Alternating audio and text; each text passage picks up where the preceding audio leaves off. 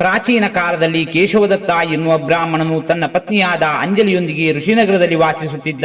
ಕೇಶವದತ್ತನಿಗೆ ಸಂಪತ್ತಿಗೆ ಕೊರತೆ ಇರಲಿಲ್ಲ. ಎಲ್ಲರೂ ಕೇಶವದತ್ತನನ್ನು ಗೌರವಿಸುತ್ತಿದ್ದರು. ಆದರೆ ಮಕ್ಕಳಿಲ್ಲದ ಕಾರಣ ಕೇಶವದತ್ತ ತುಂಬಾ ಚಿಂತಿತನಾಗಿದ್ದ. ಗಂಡು ಮಗುವಿನ ಆಸೆಯಿಂದ ಪತಿಪತ್ನಿ ಇಬ್ಬರು ಪ್ರತಿ ಮಂಗಳವಾರ ದೇವಸ್ಥಾನಕ್ಕೆ ತೆರಳಿ ಹನುಮಂತ ದೇವರಿಗೆ ಪೂಜೆ ಸಲ್ಲಿಸುತ್ತಿದ್ದರು. ಮಂಗಳವಾರ ವ್ರತ ಆಚರಿಸಿ ಹಲವು ವರ್ಷಗಳು ಕಳೆದರೂ ಸಂತಾನವಾಗಲಿಲ್ಲ. ಕೇಶವದತ್ತ ತುಂಬಾ ನಿರಾಶೆಗೊಂಡ. ಆದರೆ ಅವರು ಉಪವಾಸವನ್ನು ನಿಲ್ಲಿಸಲಿಲ್ಲ. ಕೆಲವು ದಿನಗಳ ನಂತರ ಕೇಶವದತ್ತನು ತನ್ನ ಮನೆಯನ್ನು ತೊರೆದು ಕಾಡಿಗೆ ಹೋದನು. ಆದರೆ ಮನೆಯಲ್ಲಿಯೇ ಇದ್ದ ಅವನ ಪತ್ನಿಯಾದ ಅಂಜಲಿ ಯಾವುದೇ ಕಾರಣಕ್ಕೂ ತನ್ನ ವ್ರತವನ್ನು ನಿಲ್ಲಿಸಲಿಲ್ಲ.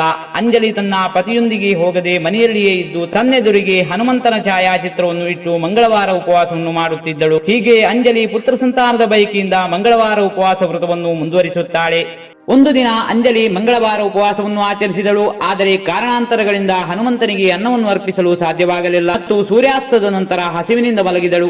ಅದರಿಂದ ಬೇಸರಗೊಂಡ ಅಂಜಲಿ ಮುಂದಿನ ಮಂಗಳವಾರದಂದು ಹನುಮಂತನಿಗೆ ನೈವೇದ್ಯ ಮಾಡದೆ ಆಹಾರ ಸೇವಿಸುವುದಿಲ್ಲ ಎಂದು ಪ್ರತಿಜ್ಞೆ ಮಾಡಿದಳು. ಆ ಕಠಿಣ ನಿರ್ಧಾರವನ್ನು ಕೈಗೊಂಡ ಅವಳು 6 ದಿನಗಳ ಕಾಲ ಹಸಿವಿನಿಂದ ಬಾಯಾರಿಕೆಯಿಂದ ಬಳಲುತ್ತಿದ್ದಳು. 7ನೇ ದಿನವಾದ ಮಂಗಳವಾರ ಅಂಜಲಿ ಹನುಮಂತನಿಗೆ ವಿಧಿವತ್ತಾಗಿ ಪೂಜೆ ಸಲ್ಲಿಸಿದಳು. ಆದರೆ ನಂತರ ಹಸಿವು ಮತ್ತು ಬಾಯಾರಿಕೆಯಿಂದ ಅವಳು ಮೂರ್ಛೆ ಹೋದಳು. ಅಂಜಲಿಯ ಈ ಭಕ್ತಿಯನ್ನು ಕಂಡು ಹನುಮಂತ ಸಂತೋಷಗೊಂಡು ಅವಳ ಕನಸಿನಲ್ಲಿ ಬಂದು ಹೇಳಿದನು, ಎದ್ದೇಳು ಮಗಳೇ, ನಿನ್ನ ಪೂಜೆಯಿಂದ ನಾನು ಸಂತುಷ್ಟನಾಗಿದ್ದೇನೆ.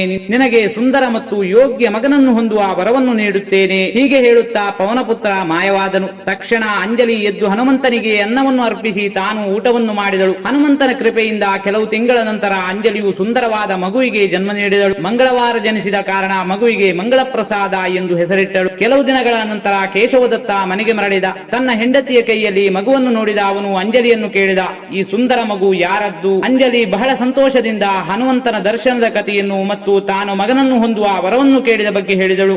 ಆದರೆ ಕೇಶವದತ್ತ ಅವಳ ಮಾತನ್ನು ನಂಬಲಿಲ್ಲ. ಅಂಜಲಿ ತನಗೆ ದ್ರೋಹ ಬಗೆದಿದ್ದಾಳೆ ಮತ್ತು ತನ್ನ ಪಾಪಗಳನ್ನು ಮರೆಮಾಡಲು ಸುಳ್ಳು ಹೇಳುತ್ತಿದ್ದಾಳೆ ಎಂಬ ಕಳಂಕಿತ ಆಲೋಚನೆ ಅವನ ಮನಸ್ಸಿನಲ್ಲಿ ಬಂತು. ಕೇಶವದತ್ತ ಆ ಮಗುವನ್ನು ಕೊಲ್ಲಲು ಯೋಚಿಸಿದ. ಅದರಂತೆ ಒಂದು ದಿನ ಕೇಶವದತ್ತ ಸ್ನಾನ ಮಾಡಲು ಬಾವಿಗೆ ಹೋದನು. ಮಗುವನ್ನು ಕೂಡ ತನ್ನೊಂದಿಗೆ ಕರೆದೊಯ್ದನು. ಅವಕಾಶವನ್ನು ನೋಡಿದ ಕೇಶವದತ್ತ ಮಗುವನ್ನು ಬಾವಿಗೆ ಎಸೆದನು. ಮನೆಗೆ ಬಂದ ಕೇಶವದತ್ತ ತನ್ನ ಪತ್ನಿಯೊಡನೆ, ಮಗು ತನ್ನ ಕೈಜಾರಿ ಬಾವಿಗೆ ಬಿದ್ದು ಬಿಟ್ಟಿತು, ದಯವಿಟ್ಟು ನನ್ನನ್ನು ಕ್ಷಮಿಸು ಎಂದನು. ಕೇಶವದತ್ತ ಹಾಗೆ ಹೇಳುತ್ತಿದ್ದಂತೆ ಬಾವಿಯೊಳಗೆ ಬಿದ್ದಿದ್ದ ಆ ಮಗು ಮನೆಯ ಬಳಿಗೆ ಓಡಿ ಬರುತ್ತಿರುವುದು ಕಾಣಿಸಿತು. ಮಗುವನ್ನು ನೋಡಿದ ಕೇಶವದತ್ತನಿಗೆ ಆಶ್ಚರ್ಯವಾಯಿತು.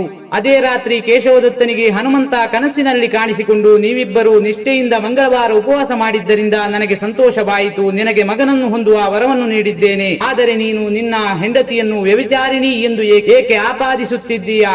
ಆ ಕ್ಷಣ ನಿದ್ದೆಯಿಂದ ಎಚ್ಚೆತ್ತ ಕೇಶವದತ್ತ ತನ್ನ ಪತ್ನಿಯಾದ ಅಂಜಲಿಯನ್ನು ನಿದ್ದೆಯಿಂದ ಎಬ್ಬಿಸಿ ತನ್ನ ತಪ್ಪಿಗೆ ಕ್ಷಮೆಯನ್ನು ಕೇಳಿದ. ಅವನು ತನ್ನ ಕನಸಿನಲ್ಲಿ ಹನುಮಂತನನ್ನು ನೋಡಿದ ಕಥೆಯನ್ನು ಅವಳಿಗೆ ಹೇಳಿದ. ಈ ಘಟನೆ ನಡೆದ ನಂತರ ಕೇಶವದತ್ತ ತನ್ನ ಮಗನನ್ನು ತುಂಬಾ ಪ್ರೀತಿಸುತ್ತಿದ್ದ. ಅವನಿಗೆ ಯಾವ ಕಷ್ಟವೂ ಬರದಂತೆ ಪತಿಪತ್ನಿಯರಿಬ್ಬರು ಸಂತೋಷದಿಂದ ನೋಡಿಕೊಳ್ಳುತ್ತಿದ್ದರು. ಆ ದಿನದ ನಂತರ ಎಲ್ಲರೂ ನೆಮ್ಮದಿಯಿಂದ ಬದುಕಲು ಆರಂಭಿಸಿದರು. ಮಂಗಳವಾರದ ಸರಿಯಾದ ಉಪವಾಸವನ್ನು ಆಚರಿಸುವ ಮೂಲಕ ಕೇಶವದತ್ತ ಮತ್ತು ಅವನ ಕುಟುಂಬದ ಎಲ್ಲಾ ತೊಂದರೆಗಳು ದೂರವಾದವು. ಹೀಗೆ ಮಂಗಳವಾರದಂದು ವ್ರತವನ್ನು ಆಚರಿಸಿ ವ್ರತದ ಕಥೆಯನ್ನು ಕೇಳುವ ಪುರುಷ ಸ್ತ್ರೀಯರಿಗೆ ಅಂಜನಿ ಪುತ್ರ ಹನುಮಂತ ತಮ್ಮ ಸಕಲ ಸಂಕಟಗಳನ್ನು ತೊಲಗಿಸಿ ಮನೆಯಲ್ಲಿ ಐಶ್ವರ್ಯವನ್ನು ತುಂಬುತ್ತಾನೆ.